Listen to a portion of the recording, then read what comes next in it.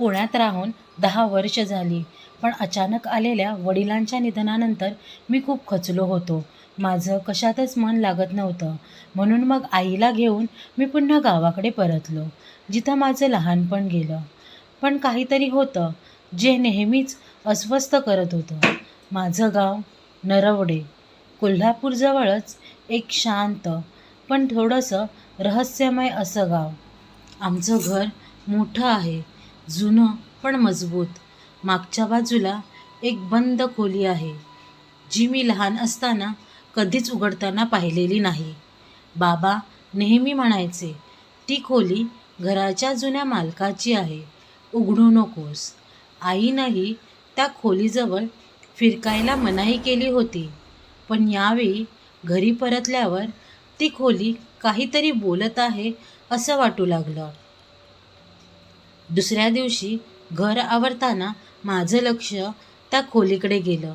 दरवाजावर जुनं तसंच गंजलेलं कुलूप, पण त्या कुलपाच्या भोवती लाल कालसर धागे बांधलेले होते.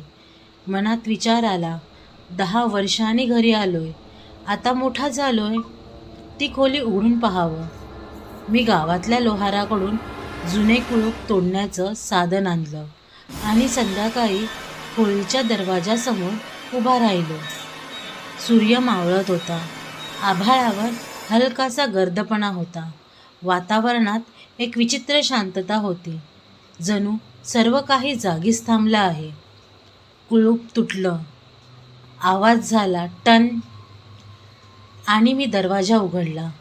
खोली उघडल्यावर समोर अंधार होता, पण एक जुना कुबट वास, ओलसर भिंती आणि काहीतरी कुजलेला वास नाकात शिरला. टॉर्चच्या प्रकाशात मी पाहिलं, एक टेबल, त्यावर जुनं चित्रफिताचं रेकॉर्डर आणि एका कोपऱ्यात लोखंडी झोका होता. झोक्यावर कोणी नव्हतं, पण झोकं हलत होतं, अगदी हळूहळू. भिंतींवर जुन्या फ्रेम्स होत्या, त्यामध्ये एक महाराष्ट्रीयन ब्राह्मण जोडपं आणि त्यांचे 2 मुलं होती. त्याच्यातला एक मुलगा मला माझ्या वडिलांसारखा दिसत होता. आणि अचानक माझ्या मागे कोणीतरी आहे असं मला वाटलं. म्हणून मी एकदम मागे वळून पाहिलं, पण मागे तर कोणीच नव्हतं. माझं हृदय जोरात धडधडू लागलं. त्या खोलीत काहीतरी अघोरी आहे हे जाणवायला लागलं होतं. पण मी थोडं धाडस करून अजून त्या खोलीत काय आहे ते पाहण्याचा प्रयत्न करत होतो. तिथेच रेकॉर्डरवर एक जुनी कॅसेट होती.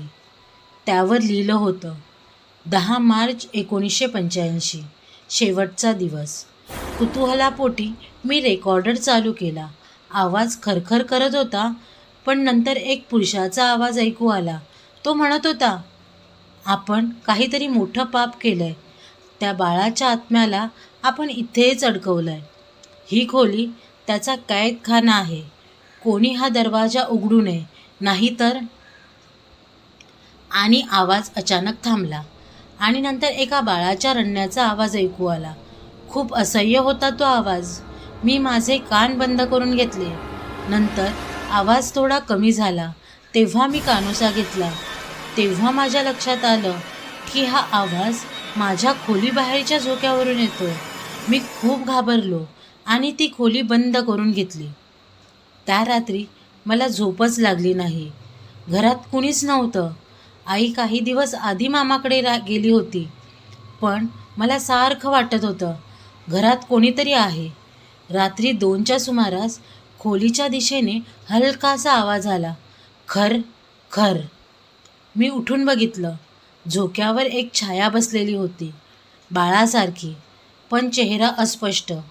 ती आकृती हलत नव्हती, पण तिचे डोळे मला दिसत होते, तेजस्वी, तांबडसर आणि थेट माझ्याकडे बघणारे. माझ्या तोंडातून शब्द फुटेना, अंगात काहीच हालचाल होत नव्हती. त्या क्षणी मला जाणवलं, ही बंद खोली केवळ एक वास्तू नाही, ही एक पिंजरा आहे आणि त्यात अतृप्त आत्मा आहे. दुसऱ्या दिवशी मी आमच्या गावातल्या वयोवृद्ध व्यक्तीकडे, पाटीलबुवा यांच्या घरी गेलो. पाटीलबुवा हे एक सिद्ध पुरुष. त्यांना मी आमच्या घरात काय चालू आहे हे सांगितलं. तेव्हा त्याने जे सांगितलं ते ऐकून माझ्या पायाखालची जमीन सरकली. तुझ्या आजोबाने 1980 साली एका साधूला आश्रय दिला होता, पण काही दिवसात एका बाळाच्या मृत्यूची घटना घडली. गावात अनेकांनी साधूवर संशय घेतला, पण त्यानं उलट असं सांगितलं की तुमच्या घरात आधीपासून एक शाप आहे आणि ते त्या बाळाच्या शापाचं बलिदान ठरलं. पण तुझ्या वडिलांना ते सर्व खोटं वाटलं होतं, म्हणून त्यावेळी तुझ्या वडिलांनी त्या साधूला मारून टाकलं. पण साधूनं मृत्यूपूर्वी शाप दिला की त्या बाळाचा आत्मा या घरात अडकवला जाईल आणि त्याला मुक्ती फक्त तो व्यक्ती देऊ शकेल ज्याचं मन निर्मल आणि शांत आहे. मग मला माझ्या वडिलांचं मृत्यूपूर्वीचं वागणं आठवलं. ते कायम त्या खोलीपासून लांब राहत होते. जेव्हा त्यांचा मृत्यू झाला तेव्हाही त्यांनी त्या खोलीच्या किल्ल्यांना हात लावला नव्हता. त्या दिवशी मी खूप विचार केला आणि ठरवलं जे काही आहे याचं उत्तर शोधायचं. मी पुन्हा खोलीत गेलो. झोक्यावर परत ती आकृती होती. यावेळेस मी ठरवूनच आलो होतो, काही करून आपण बोलायचा प्रयत्न करायचा.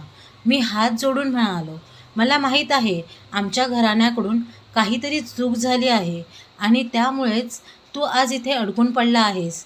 मी दोषी नसेन, पण माझ्या पित्याने अजाणतेपणे जे काही पाप केलं असेल तर मला त्याची शिक्षा भोगायला हवी. तू मुक्त हो. या जगात तुझं काहीच राहिलेलं नाही. थोड्याच वेळात खोलीत जोरात वारा घोंगावू लागले आणि त्या क्षणी खोलीत एक प्रकाश झळकला. छाया एक क्षणभर स्पष्ट दिसली, एका सुंदर बाळासारखी, आणि मग ती विरून गेली. झोका थांबला. खोलीत शांतता झाली. त्या दिवसानंतर घरात कोणतेच विचित्र आवाज, छाया किंवा भीतीदायक घटना घडली नाही. मी घराची दुरुस्त सुरू केली, पण ती बंद खोली तशीच राहून दिली. आता ती मोकळी आहे, पण रिकामी नाही. मी तिथे एक दिवा ठेवतो, रोज तेल घालतो.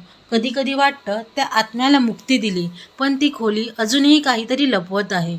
कदाचित तो शाप पूर्णपणे संपलेला नाही, कारण अधूनमधून रात्रीच्या वेळी झोक्याचा एकच आवाज ऐकू येतो, चक चक चक.